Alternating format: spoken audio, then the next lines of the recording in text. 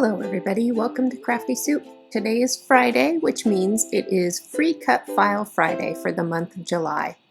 Every month I offer a free cut file to my viewers as I'm learning to use Illustrator and refining my skills. And so here are the cut files that we have for you this time around. You can take a glimpse of all the images, and then we'll talk about all the pieces included in all of these images. I'm going to go ahead and assemble these for you as we chat, and I just want to say ahead of time that if you have a new mat and a new cutting blade, you're going to do a lot better with those really thin fonts. I did have some challenges with my cutting machine. I do test these files before I put them out there so I can refine them and update them if there's any problems when I'm using them. So I did have the problem of my mat was too old and I needed to pull out a new one and get cleaner cuts for these. So the first file I'm working on is the Epic Summer file, and this is kind of reminiscent of a license plate, and it has the big word summer there, and it has a backing that you can cut out of any paper you want. I prefer this over the really nitpicky way of doing cut files these days where you fill in each little individual space with pattern paper. And so this is kind of my answer to that. And now I just use solid colored cardstock for all of these, but you could certainly change it up and mix it up with your own pattern papers. So that is Epic Summer. And then this one is just a sweet little cut file. It is a slice of watermelon, and my daughter really loves watermelon. And so that is a summer staple in our house.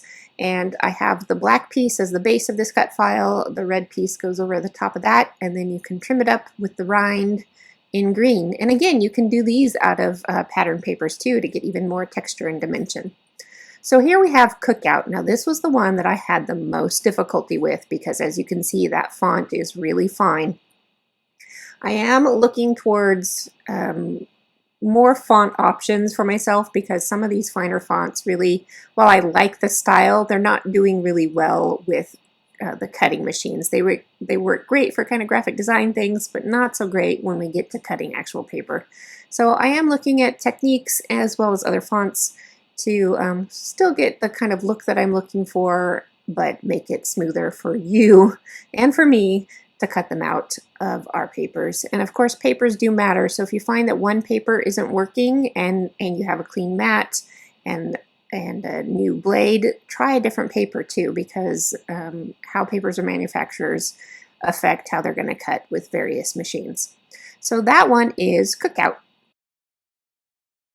Now this one is a little hard to read because it is a very fine font, but it says Scorcher, and when you put it together it does have these little tiny pieces that are left over from the word that you can glue into place. I glued them onto a black piece of cardstock just so you could see that. I think that one would be better if you made it a bigger size entirely, but I do test these at different sizes so that I know that if you want to cut small images that they're going to work out okay.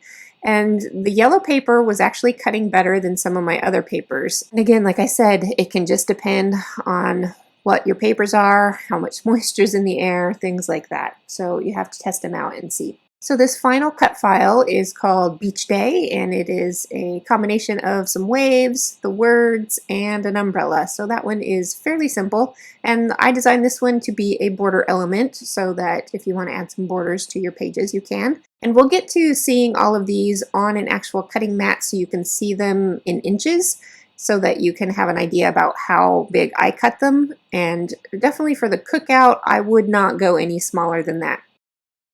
So here it is. My Epic Summer piece is about 6 by 4 inches. The Beach Day piece is about 10 by 4 inches. There's my my Scorcher Sunshine, which I think is 4 by 4. My Epic Cookout is, I think, also 4 by 4, 4 by 5, somewhere in there. So I wouldn't go smaller on that one. And then the watermelon is simple enough that you can cut that at mini sizes. Before I go, let me tell you how to find these cut files. You will head over to my blog at craftysoup.com. Up at the top, you will find various tabs. Hit the freebies tab and it will pull up this page. And right there at the top, it says SVG files, and that very first one is the newest file. So go ahead and head over there to download these. And if you have any trouble with anything, please let me know, because your feedback is helpful for me, for you, and for other people who are interested in these cut files. I hope you appreciate these free cut files. I really enjoy making them. I'm learning a lot on Illustrator. I still have a long way to go, so I hope you will join me in future months for my future free cut files. I'll see you next time.